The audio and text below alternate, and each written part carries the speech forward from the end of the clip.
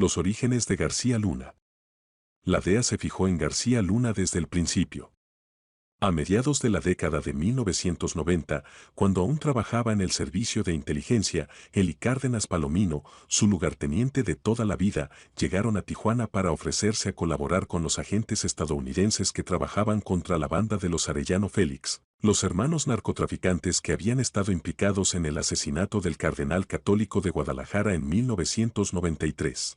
En ese momento presentaron a los agentes norteamericanos un informe muy bien elaborado, dijo un exagente de la DEA sobre los dos agentes de inteligencia mexicanos. Tenían un plan operativo, pero todo estaba dirigido contra los Arellano. Cuando hablabas de cualquier otro narco, no les interesaba.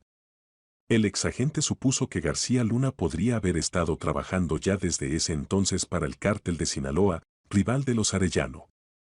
García Luna y Cárdenas Palomino presionaron a la DEA para obtener información sobre los Arellano, pero los mexicanos afirmaron saber poco sobre los sinaloenses, a pesar de que entonces operaban desde la cercana ciudad de Mexicali y luchaban violentamente para entrar a la plaza de Tijuana. A partir de finales de la década de 1990, cuando García Luna dejó el Servicio de Inteligencia Civil de México para ayudar a reorganizar la Policía Federal, pasó casi 15 años en el centro de los esfuerzos de los gobiernos de México y Estados Unidos para crear una estructura policial más eficaz y menos corrupta en México. En 1998, García Luna acompañó a uno de sus antiguos jefes del Servicio de Inteligencia para intentar reorganizar la notoriamente corrupta Policía Federal Preventiva. Aquel esfuerzo terminó con el exjefe de inteligencia acusado de corrupción, más tarde fue exonerado. Pero García Luna prosperó. Cuando el primer presidente de la oposición fue electo en México en el año 2000, a García Luna lo nombraron para dirigir la Policía Federal, que cambió otra vez su nombre al de Agencia Federal de Investigación. Quien incorpora a la policía a Genaro García Luna es el presidente Vicente Fox. Fue en 2005 cuando tuvo lugar uno de los escándalos más sonados, la detención de la francesa Florence Cassés, a quien se le acusó de secuestro.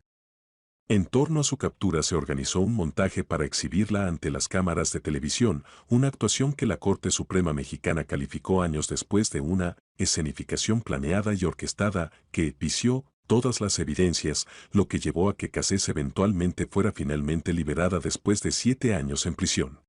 A finales de 2006, cuando el presidente Felipe Calderón buscaba una ayuda mucho más amplia de Estados Unidos para combatir a las mafias del narcotráfico y transformar el sistema de justicia penal, García Luna fue su poderoso secretario de Seguridad Pública. En 2008, comenzaron a aparecer pancartas en distintos puntos del país en los que se acusaba a García Luna de trabajar para el cártel de Sinaloa. En esa época, Reveles recuerda que miembros del cártel de los Beltrán Leiva, una escisión del cártel de Sinaloa, interceptó la caravana en la que viajaba García Luna y decenas de sus agentes en una carretera al sur de la Ciudad de México.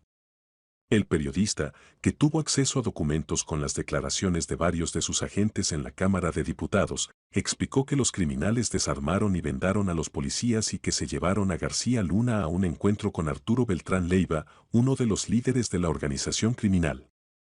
El exfuncionario siempre lo negó. Genaro García Luna, por medio de su equipo, informaron al Chapo Guzmán del operativo que intentaba recapturarlo después de su fuga en el año 2001.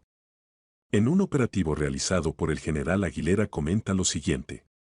El área comandada por mí trabajaba en conjunto con un equipo de 10 elementos de Genaro García Luna.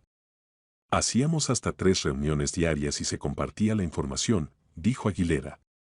Se decidió realizar la operación porque había mucha presión de presidencia.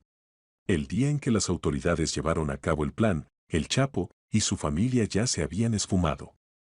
En uno de los puntos que habíamos seleccionado como posibles lugar donde estuviera él con su familia efectivamente se comprobó, encontramos ropa, encontramos todo, muchas evidencias de que él había estado ahí y que horas antes se había escapado, añadió el general. Aguilera entonces lanzó una investigación que se enfocaba en el equipo de García Luna. 3 años después, un aliado cercano de García Luna fue acusado de recibir sobornos de parte del cártel de Beltrán Leiva, que colaboraba con el cártel de Sinaloa. José Luis Santiago Vasconcelos, el jefe de la inteligencia en la oficina del fiscal general de México, llamó a García Luna y le dijo que su colega Domingo González estaba a punto de ser detenido y que lo mantuviera en su oficina hasta la llegada de la policía. Cuando los agentes llegaron, Aguilera dijo que González se había escabullido. Aguilera y Santiago Vasconcelos comenzaron sendas investigaciones contra García Luna para averiguar si él o sus oficiales más cercanos habían recibido sobornos del cártel de Sinaloa. Poco después, otros generales del ejército mexicano advirtieron al presidente Felipe Calderón y a Juan Camilo Mourinho, su secretario de Gobernación, acerca de una posible conexión entre García Luna y el cártel de Sinaloa.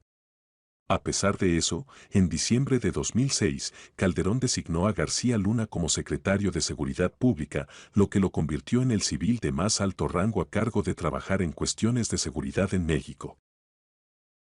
Poco después, el general Aguilera fue forzado al retiro. En 2008, Santiago Vasconcelos, quien había iniciado una investigación civil contra García Luna, y Mourinho, quien había sido advertido por varios generales acerca de García Luna, murieron cuando su avión se estrelló. El siniestro fue oficialmente declarado un accidente. Así García Luna tenía el campo libre para seguir operando, con sus aliados, el tráfico de drogas hacia los Estados Unidos, ya sin obstáculos dentro del gabinete de Felipe Calderón.